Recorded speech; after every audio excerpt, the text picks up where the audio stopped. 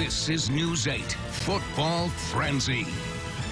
Yeah, the schools have the lights, we'll have the cameras, and the high school football players all across West Michigan will provide the action. It's game night, and that means the football frenzy will be out in force. We'll give you more on what we've got coming up for you tonight in a few minutes. First, let's take you live to Caledonia, where Alec Giannakopoulos is on hand to cover one of our spotlight games. Alec, just how good is the talent on this side of the state this year?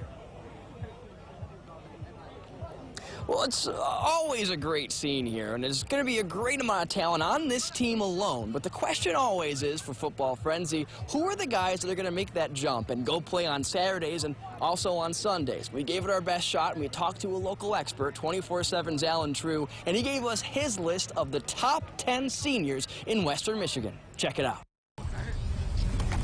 It's been a long summer, but football is back. And with the help of 24/7's Allen Trieu, we're breaking down his list of the top 10 seniors in West Michigan. Let's go, baby! Let's go! That's how you... The list starts in Hudsonville, home of number 10 Eli Van Der Vee, a multi-sport athlete that can do it all. Really good ball skills. I think he has a lacrosse background, or at least some other sports in his background, and you can see that when you turn on the tape. I know the GLIAC schools are chomping at the bit to get him on the roster, but we'll see if somebody else gives him a shot as well. Number 9 is Mckenzie, who's sizing up to be a special QB for Caledonia, despite what some scouts may think. This gets said a lot, but I really do think that if he was just a little bit taller, we would be talking about him having a bunch of Division I offers. As it stands, somebody's going to get really lucky with him.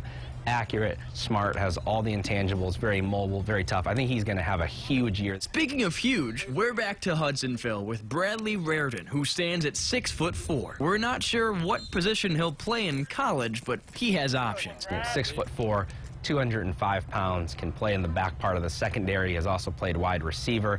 With a guy like that, you never know if he could even put on the weight and move to a linebacker position, but just a bunch of size and versatility right there with Reardon. At number 7, we move to the line, where West Ottawa's Cooper Terpstra plays with a mean streak. And you turn the tape on, and he's looking to bury people. He plays the game the right way. He's committed to Grand Valley State, a school that in the last couple of years has had a lot of NFL scouts come through their program and look at the offensive line position. Cooper, for them, probably looking at a guard or a center, but a rough and tumble, kind of a classic Midwestern offensive lineman there.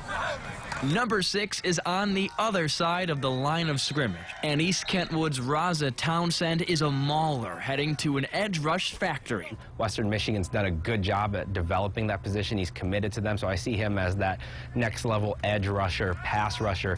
6'4", very long, looks the part of that position, and I think that's where Western will play him. We have another big guy playing at number 5, but at 260 pounds, Ottawa Hills' Kemarian Gibson has no interest playing on the line.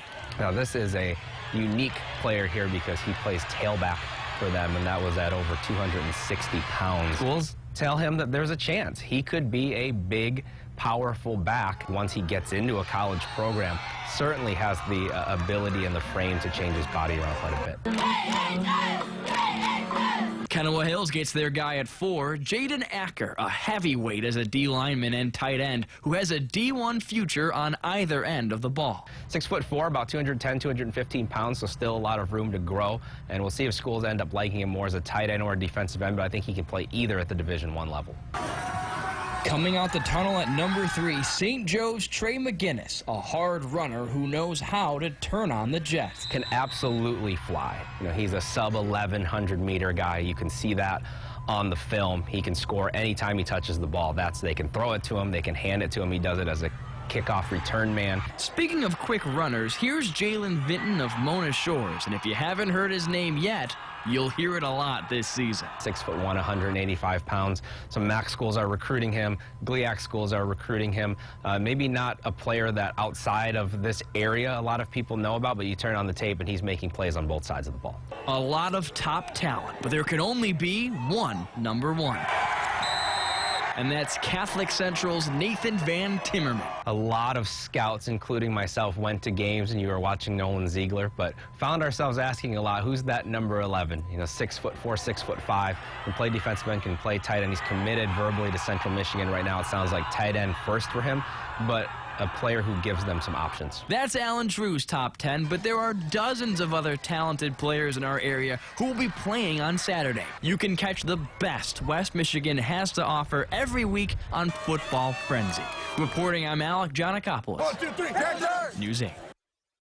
All right, thanks, Alec. Thanks, Alan. We've got a double dose of Frenzy for you tonight. These are our spotlight games. Sparta Oak Ridge, Whitehall Unity Christian, and Holt at Caledonia. Highlights of 21 games. Do it all over again tomorrow night. Highlights of 15 games. Catholic Central, Port Huron at the Big House. Kentwood takes on Muskegon at Edwardsburg. And West Catholic square off at Hope. That'll be tomorrow night. And one quick score to pass along. Our first game in the area being played, and Granville leads Grand Blanc 35-25. That game being played at Atwood Stadium in Flint in the third quarter. We'll have highlights of this for you tonight on the Frenzy.